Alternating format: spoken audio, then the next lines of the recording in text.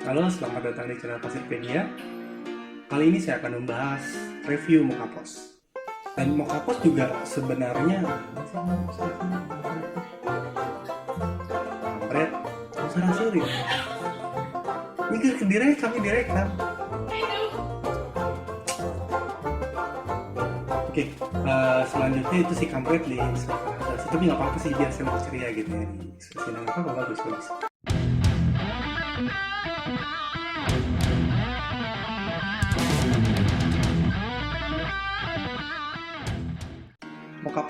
Mokapos itu adalah aplikasi kasir yang sebenarnya udah nggak cuma kasir aja sih kalau sekarang.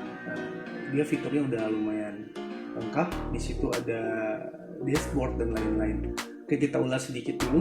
Untuk informasi sedikit aja, Mokapos ini sekarang sudah diakuisisi oleh Gojek, jadi sudah menjadi bagian dari ekosistem Gojek. Artinya mungkin kedepannya transaksi di Mokapos itu akan lebih ada berkaitan dengan GoFood lah contohnya gitu. Untuk masuk ke Mokapos ini tinggal masuk ke mokapos.com, registrasi. Nah, untuk cara registrasinya ada di sini atau di sini gue nggak tahu. Intinya di situlah, di atas ini. Nah, setelah masuk itu nanti ada fitur dashboard. Nah, dashboard itu gunanya buat apa? Itu buat kita bisa menganalisa usaha kita. Jadi dia berupa grafik, ada per tanggal. Kalau untuk periodenya bisa ditentukan sendiri, mau per hari, mau per minggu, per bulan, atau harinya bisa ditentukan sendiri. Misalkan 3 hari doang atau berapa hari doang, itu nanti muncul. Di dashboard ini juga ada grafik per hari paling ramai hari apa, grafik per tanggal yang ramai tanggal berapa, dan ada jam paling ramai jam berapa. Itu sebenarnya buat nentuin diskon pun juga bagus sih. Kayak buat nentuin happy hour, terus buat nentuin jam istirahat karyawan, jam buka sama jam tutup gitu. Itu juga bisa jadi analisa kita juga tuh. Kita itu paling ramai di jam berapa sama di hari apa. Nah, selain itu juga ada top 10 item paling laku, dan ada juga top item per kategori. Jadi penjualan per kategorinya berdasarkan kuantitas, dan ada juga kategori berdasarkan omset atau berdasarkan value uang gitu. Jadi nanti kelihatan tuh mana nih kategori yang ngasih omset yang gede, mana kategori yang ngasih omset yang kecil. Nah, jadi setelah itu juga ada top 10 item paling laku apa aja. Terus ada top 3 item atau bahkan 4 item. Intinya ada top item per kategori. Jadi kita bisa tahu misalkan dari kategori A itu apa aja, dari kategori B apa aja. Dan Mokapos ini juga gak cuma buat F&B doang, atau buat restoran doang, atau buat makanan doang. Tapi itu juga bisa buat retail. Buat retail itu kayak toko baju, terus toko kelontongan.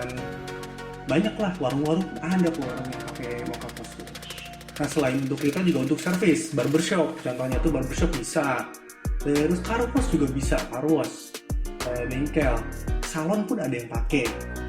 Terus ya beauty and care ya kayak gitulah, perawatan itu juga bisa. Intinya selama ada penjualan di sana, itu otomatis akan bisa report oleh Mokapos. Nah, selanjutnya selain di fitur dashboard ada fitur report. Nah, kalau fitur report ini dia lebih detail. Kalau dashboard tadi hanya untuk analisa, kalau report itu dia ada lebih detail lagi berupa angka. Misalkan kita masuk ke report sales. Nah, di sales itu ada sales summary, gross profit, ada juga dan lain-lain lah gitu. Nah, untuk sales summary ini buat ngelihat total omsetnya berapa. Terus kalau net sales itu berarti dipotong diskon dan dipotong refund dan diskon akan menjadi net sales gitu. Kalau tax itu berarti tax yang dikolektif berapa, dan total collection uang kita itu berapa, total uang yang didapatkan itu berapa gitu.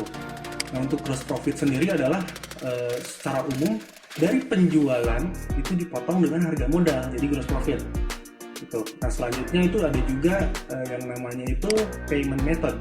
Nah, untuk payment method ini jadi kita bisa analisa orang-orang tuh kebanyakan bayar pakai apa, apakah pakai cash atau pakai edisi, misalnya edisi apa, BCA, Mandiri, atau apa, banknya pakai apa, atau bahkan ada yang pakai wallet, misalkan GoFood, OVO, itu pos-posnya berapa rupiah. Itu selain payment method, itu juga ada namanya sales type. Nah, sales type ini gunanya adalah biar kita bisa analisa. Nah, kalau misalkan di restoran, itu sales type itu misalkan dine-in, GoFood, take away. Jadi kita bisa analisa nih, penjualan kita tuh lebih banyak di mana, dan si pendapatan kita tuh dari dine-in berapa, dari take away berapa, dari GoFood-nya berapa. Itu ada rekapannya di situ. Oke, selain payment method, ada juga report item sales. Nah, kalau report item sales ini kita juga bisa ekspor juga ke Excel. Semua laporan itu di Mocha bisa diekspor ke Excel ya. Formatnya CSV nantinya. Nah, untuk report item sales ini kita juga bisa ngeliat item hourly report gitu. Jadi di jam berapa sih item itu kejual. Nah, kalau item sales ini dia lebih detail. Jadi lebih detail dari mulai item ini keluar kejual berapa, dan itu bisa di sort juga. Tinggal diklik aja, itu bisa di sort, mau sort by nama ataupun mau sort by quantity yang paling laku. Dan itu bisa digeser ke pinggir. Nantinya kita bisa ngeliat per itemnya profitnya dapat berapa. Dengan catatan setiap barang itu dimasukkan harga modalnya. Selanjutnya, selain item sales itu juga ada laporan diskon untuk bisa ngelihat diskonnya udah berapa kali dipakai sih sama kita. Intinya untuk fitur report itu adalah fitur yang memang berupa data, berupa angka gitu. Nah, selanjutnya ada juga collected by nih. Collected by itu adalah by kasir siapa yang loginnya, atau serve by siapa yang melayani gitu. Bedanya adalah kalau collected by jadi dia login dengan akun tersebut, tapi kalau serve by itu bisa dipilih. Bisa dipilih misalkan yang loginnya siapa tapi kasirnya barengan misalkan, jadi semua orang bisa jadi kasir. Ini bisa dipilih aja misalkan ini yang melayani siapa, transaksi ini yang melayaninya siapa, kayak gitu. Nah, selanjutnya untuk library ini adalah untuk membuat item, atau intinya untuk lebih ke settingan sih kalau library, lebih untuk setting item, diskon, promosi juga kita bisa bikin di situ. Nah, untuk bikin item itu ada di item library gitu, dan ada satu fitur yang lumayan cukup membantu, yaitu fitur promo. Jadi di situ enaknya itu kalau fitur diskon kan ketika kita bikin diskon itu nanti harus diklik lagi oleh kasirnya di aplikasi Mocha POS-nya gitu. Tapi kalau fitur promo itu enaknya adalah udah bisa otomatisasi, dan kita bisa setting dari tanggal berapa sampai tanggal berapa promo itu berlangsung, dan juga kita bisa setting diskonnya berapa persen dan jam berapa sampai jam berapa. Ini lumayan buat bikin happy hour misalkan, atau bundling juga kita bisa. Intinya banyak lah kayak buy one get one dan lain-lain. Itu fitur promo itu sangat membantu saya pikir untuk fitur library. Nah, selanjutnya selain library itu ada ingredients. Nah, kalau ingredients ini memang di luar harga basic, jadi ada biaya tambahannya lagi. Nah, untuk fitur ingredients ini itu membantunya dari segi bahan baku. Jadi kita bisa setting misalkan list bahan bakunya apa aja, nanti kita bikin resep dikaitkan dengan menu. Jadi nanti misalkan menu kopi A misalkan, atau cappuccino, itu kopinya keluar berapa gram, setiap transaksi kopi itu akan keluar berapa gram, susunya berapa gram, misalkan gulanya berapa, bahkan cupnya berapa. Misalkan es kopi susu nih, es kopi susu kekinian gitu, cupnya keluar berapa, sedotannya pun bisa dihitung. Nanti setiap ada transaksi akan berkurang. Itu fitur ingredients seperti itu. Nah, selanjutnya ada inventory. Nah, kalau ingredients tadi fitur baru, kalau inventory adalah untuk nyetoknya. Jadi itu fitur stok, untuk membaca stok. Ada di situ, melihat perjalanan stoknya dari mulai awal, terus ada belanja berapa, terus kejual berapa, atau ditransfer ke outlet lain, dan selanjutnya ada penyesuaian apa enggak. Dan nanti di endingnya itu adalah hasil dari perjalanannya tadi. Nah, perjalanan itu tergantung. Kalau kita ngeceknya stok hari ini, maka dari mulai jam 00.00 itu awalnya berapa, sampai perjalanan sampai ke saat kita ngecek. Begitu, itu untuk sales summary. Nah, selanjutnya ada fitur ada fitur supplier. Kalau supplier ini cuma buat masukin data suppliernya aja sih. Tapi kalau misalkan suppliernya punya alamat email, itu setiap bikin PO dan ketika suppliernya diisi, maka itu nanti akan mengirimkan email ke supplier tersebut. Cuman mungkin untuk saat ini, apalagi daerah-daerah nggak terlalu banyak supplier yang handling email tetap by phone gitu ya, atau supplier yang datang catat manual ya, daerah seperti itulah. Nah, selain itu fitur PO. Nah, kalau fitur PO ini adalah purchase order. Jadi kalau mau masukin stok itu bisa di sini. Sebenarnya ada dua cara nih. Ada yang create dulu. Kalau create dulu itu berarti kita baru bikin, tapi nanti ketika selesai itu stoknya belum diupdate. Misalkan sebelum kita kita pas pesan kita udah masukin. Nah, cuman nantinya itu ketika barang datang kita harus update lagi, cek lagi barangnya sesuai nggak sama permintaan kita. Kalau tidak sesuai, nanti kita harus edit dulu. Nah, kalau yang satu lagi, kalau langsung create and fulfill, itu berarti ketika kita create udah langsung update ke stok. Nah, biasanya kalau create and fulfill berarti stoknya udah datang, baru kita kerjain. Itu. Nah, selanjutnya ada juga fitur adjustment. Nah, kalau adjustment itu adalah penyesuaian stok opnam lah, atau misalkan ada barang yang dimakan tikus, atau barang yang kebuang, atau ada stok yang tidak sesuai dengan stok seharusnya, yang penting bisa dipertanggungjawabkan. Nah, itu tinggal di adjustment aja. Itu kalau untuk transfer stok itu transfer dari outlet satu ke outlet lain. Jadi di outlet sana nggak perlu dikurangin, di outlet sini nggak perlu dilebihin misalkan gitu, atau nggak di sini nggak perlu dikurangin, di sana nggak perlu dilebihin. Seperti itu untuk transfer stok. Nah, selanjutnya selain inventory ada juga fitur employee. Nah, employee ini adalah untuk pembatasan akses karyawan. Ada employee slots, ada employee access, dan ada juga pin access. Nah, itu ada 3 hal yang berbeda. Yang pertama adalah employee slots. Kalau employee slots ini adalah untuk menginvite si karyawannya. Gitu. Tapi saran saya sih kalau mengerjain ini, kerjain ini employee access-nya dulu. Kita bikin dulu hak aksesnya seperti apa, bikin jabatannya dulu. Baru nanti di-invite di employee slots-nya. Misalkan jabatan dia kasir atau apa, nanti tinggal di-invite aja di situ. Gitu. Dan catatan khusus adalah email yang ada di karyawan ini itu harus email yang memang bisa dibuka dan bisa menerima email verifikasi. Kenapa? Karena itu nanti akan ada email verifikasi dan si karyawan itu harus mengisi password yang akan dia gunakan, sehingga nanti dia bisa login ke Mokapos menggunakan emailnya. Jadi bukan pakai email owner atau bukan pakai email masternya, tapi pakai email karyawannya itu sendiri. Jadi nanti biar ke-track transaksinya sama siapa atau inputan ini sama siapa. Seperti itu. Nah, untuk pin akses ini untuk pembatasan aksesnya, tapi pinnya harus disimpan dulu di karyawan tertentu gitu. Misalkan pinnya ditaruh di kasir A gitu.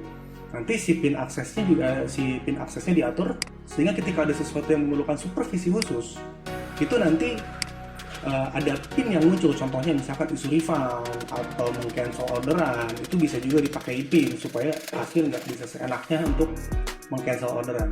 Seperti itu. Nah, selanjutnya ada fitur customer. Nah, kalau fitur customer ini itu buat kita ngecek data customernya. Jadi misalkan kita ngelihat customernya itu dia belanjanya udah berapa, terus pertama kali belanja kita itu tanggal berapa, terakhir kesini kapan, dan datanya pun kita bisa isi kayak alamatnya, bahkan ulang tahunnya bisa kita isi, tapi memang belum ada reminder di situ. Tapi kalau kita rajin sih kita bisa ekspor data customernya, kita sort berdasarkan tanggal ulang tahun, itu juga bisa. Jadi nanti kita tahu sih ulang tahunnya kapan, bisa kita kontak. Jadi itu ada historinya juga, jadi kita bisa lihat tuh histori pembelanjaannya seperti apa. Gitu, fitur customer. Selanjutnya ada fitur feedback. Nah, fitur feedback ini kaitannya adalah dengan nanti struk yang dikirim via SMS. Jadi di Moka ini struknya bisa dikirim via SMS. Nah, ketika struk yang dikirim via SMS, nah, maka itu nanti ada SMS ke customer, dan customer bisa buka link yang ada di situ. Nanti ada seperti struk zaman Alina, struk digital gitu. Jadi nanti customer bisa ngisi feedback di sana, dia senang atau enggak belanja ke kita. Nanti feedbacknya masuk, kita bisa balesin juga di situ. Selanjutnya, selain fitur feedback, ada juga fitur loyalty program. Nah, kalau ini dia fitur memang berbayar lagi, add-ons hampir sama statusnya seperti ingredients, tapi ini add-onsnya agak lebih mahal dikit. Gitu. Nah, untuk fitur loyalty program ini kita bisa bikin fitur semacam membership. Nanti kita atur misalkan belanja sekian rupiah itu dapat 1 poin. Ini biasanya dipakai untuk barbershop atau item tertentu dapat 1 poin, nanti ditukar 10 poin tukar apa gitu. Nah, itu biasanya dipakai untuk barbershop, intinya untuk yang service-service. Tapi restoran pun sebenarnya bisa pakai. Itu lumayan buat reward-reward ke customers, biar orang tuh mau loyal belanja ke kita. Itu untuk fitur loyalty promo. Selanjutnya selain fitur customers, itu juga ada apps. Nah, fitur ini adalah kalau kita mau mengaitkan dengan aplikasi lain, misalkan dengan Storlogy atau dengan jurnal, dengan Accurate gitu. Nah, itu fungsinya untuk apa? Jadi kan karena Mokapos ini dia hanya mereka penjualan. Oke, dia powerful secara penjualan, tapi tidak secara akunting karena judulnya pun juga POS.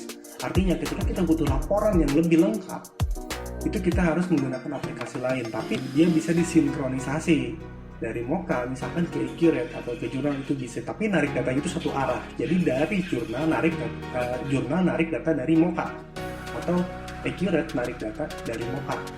Langsung nanti tinggal dikerjain aja untuk pengeluarannya di aplikasi akuntingnya ini.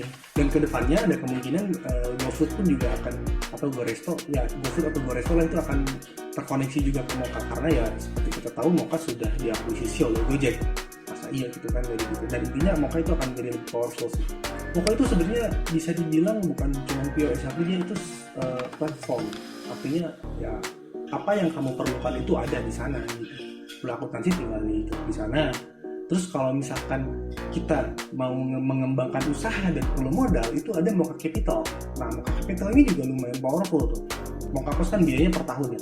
Nah, misalkan Anda sudah berlangganan Mokapos selama setahun, nah setelah 3 bulan minimal Anda menggunakan itu, nanti Anda juga sudah bisa untuk mengajukan pinjaman ke Mocha Capital. Nah, Mocha Capital di sini adalah itu Mocha bekerja sama dengan Coinworks, ada Taralight, Santara juga kalau nggak salah. Itu nanti kalian bisa mengajukan di sana untuk pengembangan usaha. Dan itu cukup powerful juga sih ketika misalkan kalian usahanya sudah maju dan ingin membuka cabang tapi masih kurang dikit-dikit modalnya, itu bisa pinjam di situ dan bunganya juga lumayan kompetitif sih. Ya kalau dibandingin Kur ya masih lebih murah Kur sih, tapi ya ini pun juga murah kok dan panggungan. Oke, nah kalau akun setting ini buat setting akunnya sih, kayak misalkan kita setting logo, terus melihat status pengajuan e-wallet kita gitu. Jadi Outlet kan bisa menerima e-wallet ya dari OVO, GoPay, Dana, terus Alipay, WeChat Pay, Laku, Kredipo. Untuk setting store pun juga di situ, kayak kita mau upload logonya, kita mau atur misalkan pakai notes, itu ada di situ. Dan email notification itu adalah untuk siapa yang akan menerima laporan Mocha selain email situ gitu. Atau misalkan kita tidak mau menerima email apakah daily report akan di email atau tidak, atau misalkan stok kalau berkurang akan di email atau tidak, terus notification promo pun apakah akan di email atau tidak.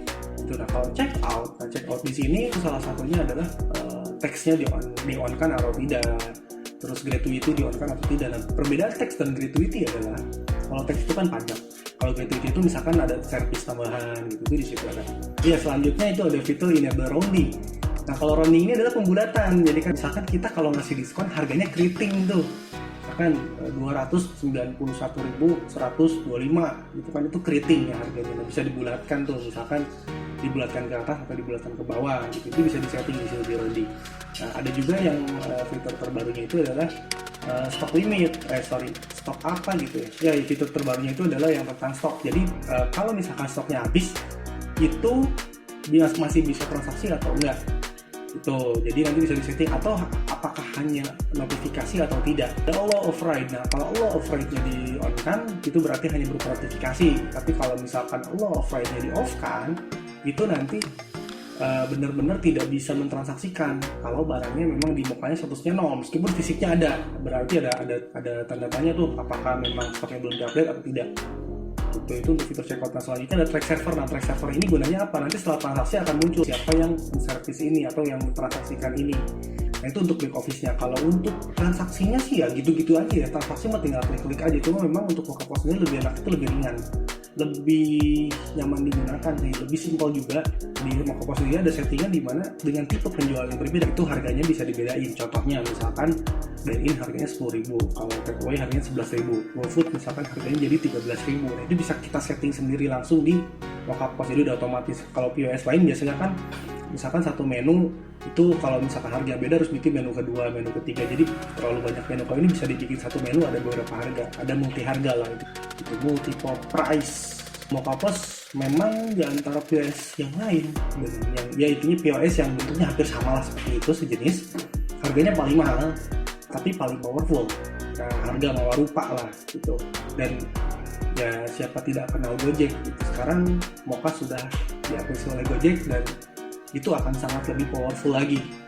Itu saya pikir akan sangat membantu usaha Anda untuk pengembangan, untuk analisa, untuk reporting, bahkan bisa usaha jalan, owner jalan-jalan gitu. Karena ya bisa dicek di mana aja, dari handphone bisa gitu kan. Untuk back office ini kan dibukanya dari website.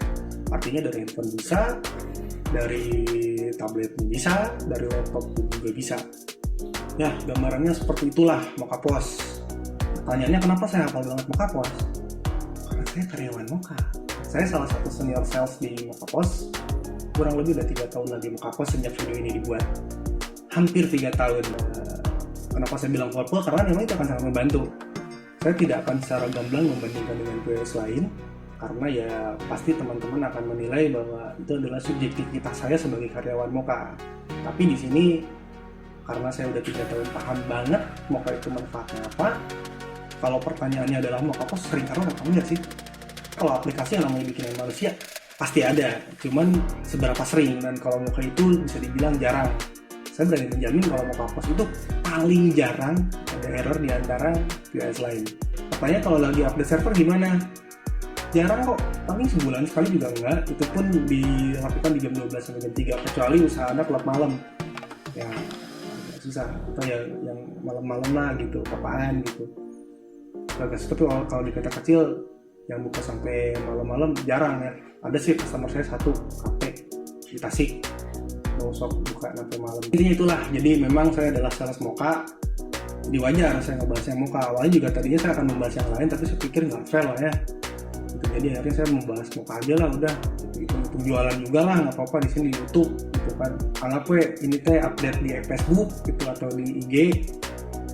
Jadi ya itulah gitu. Kalau mau pakai dari saya mangga, kalau enggak ya aku ya tuh kan saya harus bikin video ini.